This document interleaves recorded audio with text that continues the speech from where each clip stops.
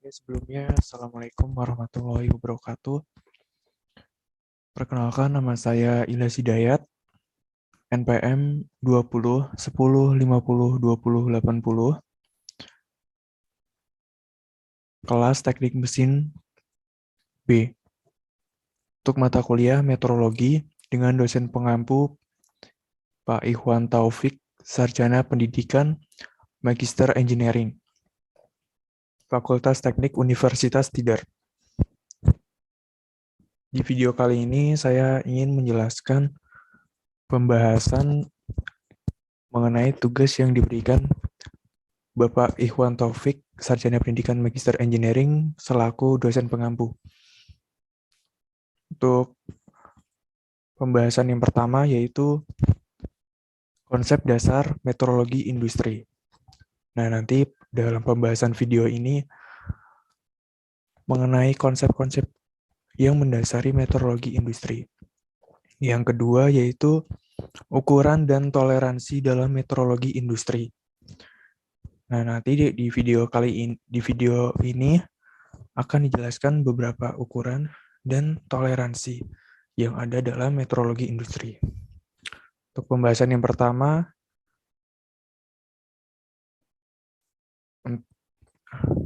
untuk konsep dasar meteorologi industri. Nah, dalam kehidupan sehari-hari, kita selalu berhadapan dengan benda hidup dan benda mati. Suatu saat kita kadang-kadang harus mengkomunikasikan suatu objek, baik objek hidup maupun objek mati kepada orang lain. Seandainya informasi tentang objek yang kita komunikasikan itu kurang lengkap, maka orang yang menerima informasi sangat dimungkinkan untuk bertanya lebih jauh lagi kepada kita. Nah, sebenarnya untuk meteorologi industri ini, kita ilmu untuk mengkomunikasikan suatu benda, objek, mati ataupun benda hidup kepada orang lain. Nah, next. Nah, misalnya kita mengkomunikasikan besar dan beratnya sebuah batu, cepatnya lari seseorang, jauhnya perjalanan yang kita tempuh, panasnya suatu benda, dan sebagainya. Orang yang menerima informasi tentu akan bertanya lebih jauh lagi mengenai berapa beratnya sebuah batu, berapa kecepatan lari orang tersebut, dan seberapa jauh perjalanan yang ditempuh, seberapa tinggi panas benda tersebut, dan sebagainya. Nah, kita selalu berhadapan dengan sesuatu yang sifatnya itu harus diukur. Nah, kita tuh setiap hari itu nggak bisa jauh-jauh dengan kata ukur. Misalnya, kita setiap waktu untuk memperhatikan waktu, berapa jam saat ini, lalu setiap saat kita harus memperhatikan jarak atau panjang sesuatu. Misalnya kita mau pergi ke daerah mana, ke sesuatu daerah. Nah, kita harus memperhatikan jarak. Oh ya, ini perjalanannya itu jauh atau enggak ya. Jadi, kita tuh setiap perjalanan kan kita harus melihat jarak. Nah, pada saat-saat tertentu kita harus memperhatikan berat sesuatu. Nah, misalnya itu kita ke pasar untuk membeli jeruk. Nah, kita kan beli itu kan berdasarkan ukuran beratnya berapa gitu. Lalu setiap saat kita merasakan panas. Nah, misalnya untuk siang hari ini, untuk hari ini tuh berapa panasnya ya, kok panas sekali gitu. Nah, kita perlu ukur panas itu, seberapa panas suhu di sekitar kita, dan sebagainya.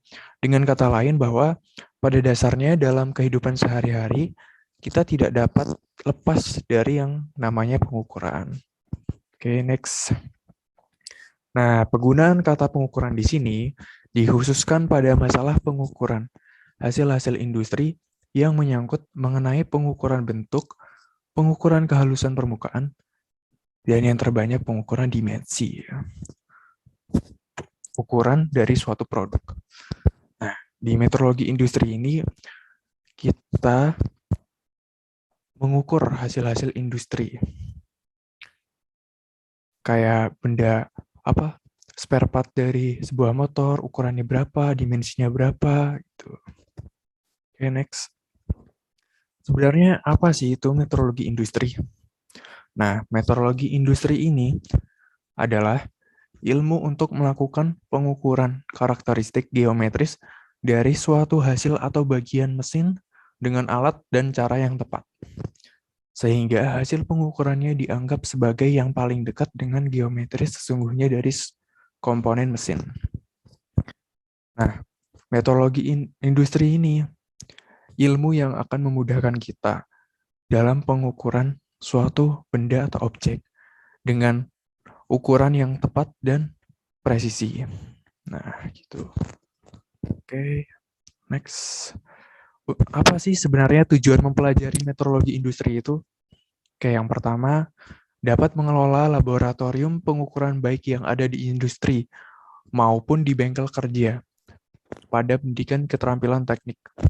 Nah, tujuan yang pertama ini untuk metrologi industri ini akan membantu kita agar dapat mengelola bengkel kerja atau laboratorium dengan baik.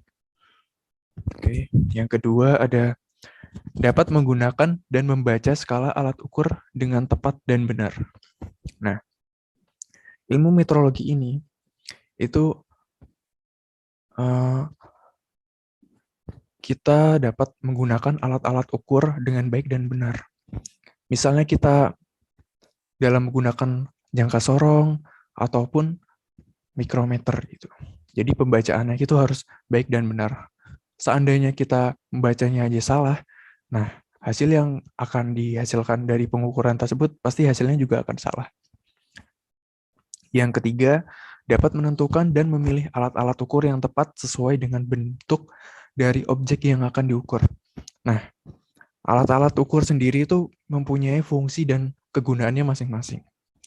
Nah, misalnya jangka sorong. Nah, itu biasanya kan digunakan untuk mengukur diameter luar ataupun diameter dalam ataupun kedalaman dari suatu benda.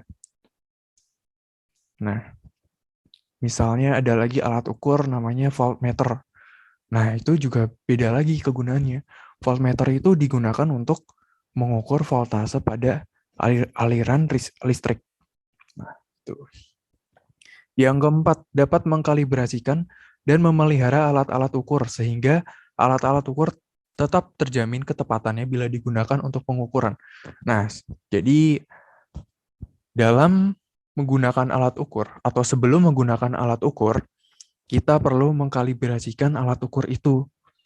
Titik nolnya pas atau tidak, geser atau tidak, gitu kan. Seandainya titik nolnya itu tidak pas, maka hasil yang dihasilkan juga akan tidak pas.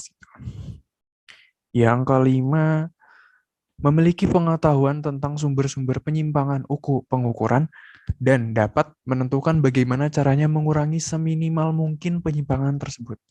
Nah, metrologi industri ini dapat membantu kita dalam mengurangi penyimpangan-penyimpangan yang ada. Sumber-sumber penyimpangan dari pengukuran. Yang keenam, dapat merendahkan biaya inspeksi semurah mungkin dengan penggunaan fasilitas yang ada secara efektif dan efisien. Yang ketujuh, dengan menguasai pengetahuan tentang kontrol kualitas, maka dapat membantu peningkatan produktivitas hasil kerja, baik hasil kerja di bidang pendidikan keterampilan teknik maupun di bidang perindustrian. Next slide. Ukuran dan toleransi. Ukuran sendiri yaitu sebuah takaran untuk membandingkan suatu objek. Setiap ukuran sendiri memiliki satuan yang berbeda dengan yang lain. Dengan menggunakan ukuran dan satuan, maka akan memudahkan kita dalam membandingkan setiap objek yang diukur. Nah, seperti yang sudah saya katakan tadi, setiap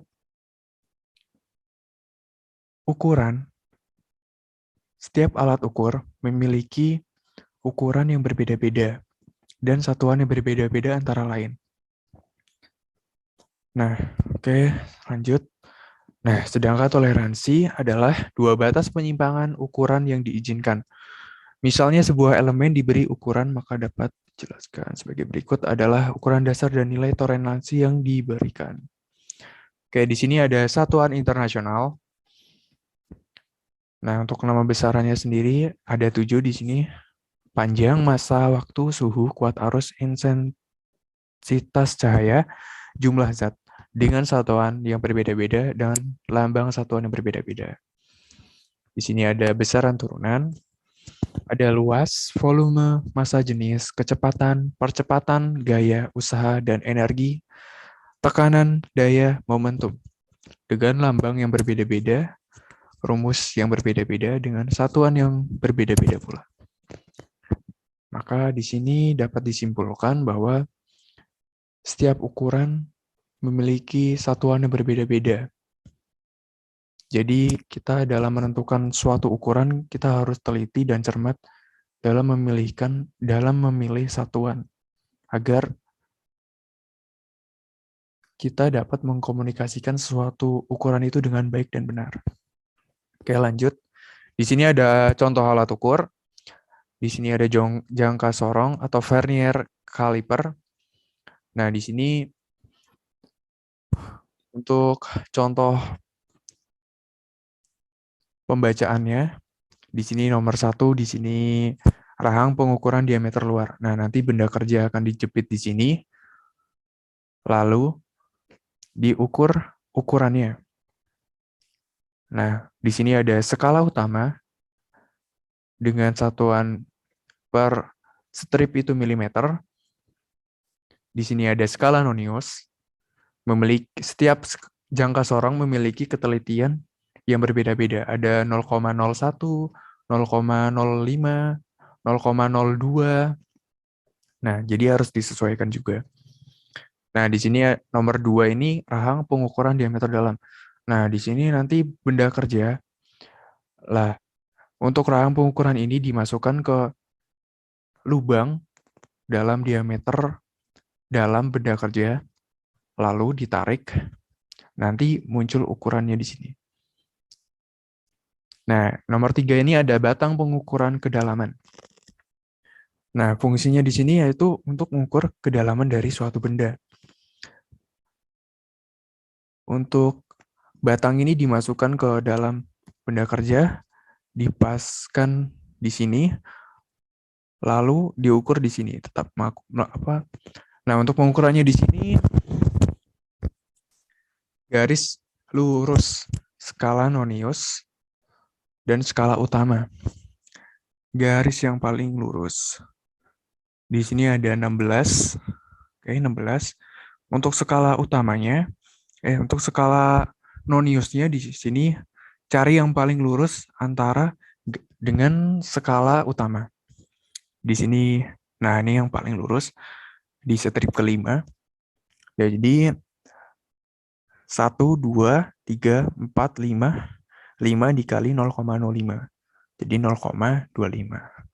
Jadi skala utama ditambah skala nonius, hasilnya 16,25 mm. Okay, next. Ini ada alat ukur.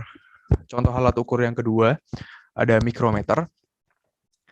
Nah, untuk benda kerja nanti dijepit di sini, lalu untuk skala putar diputar hingga benda kerja terjepit.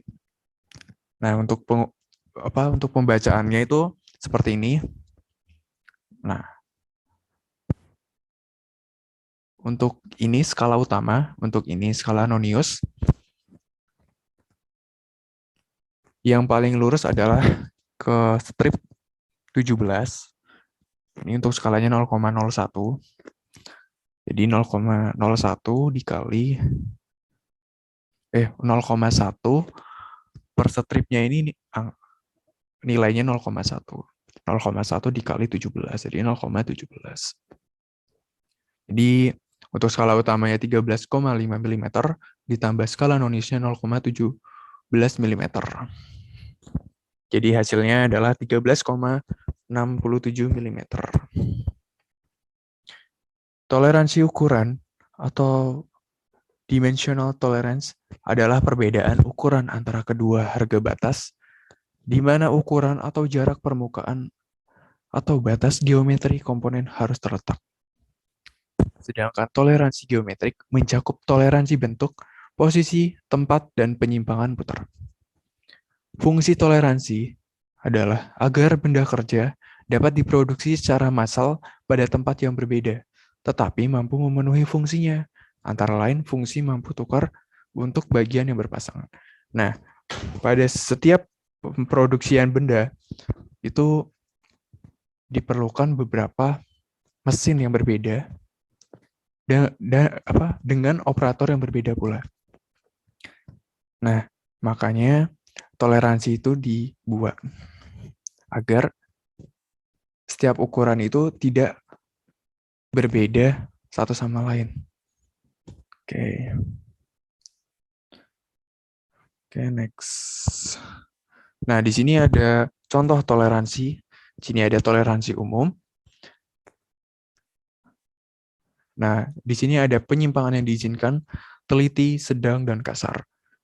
Dengan ketelitian kurang lebih 0,05 sampai 0,5 untuk teliti, untuk sedang 0,1 kurang lebih sampai dengan kurang lebih 1,2, untuk kasar dari 0 sampai 3, kurang lebih 3. Oke, di sini ada penambahan toleransi umum.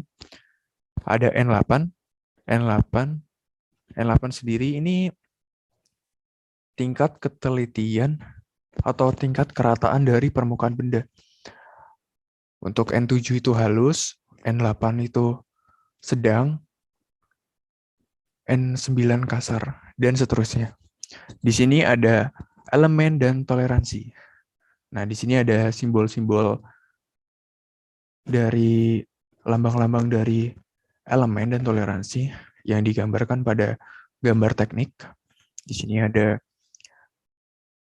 garis lurus, ada trapesium untuk kedataran, kebulatan, kelisinan, dan lain-lain. Oke, terima kasih yang sudah menonton video ini. Apabila saya dalam penyampaian masih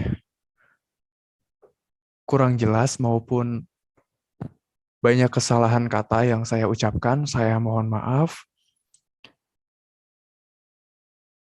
Sekian dan terima kasih.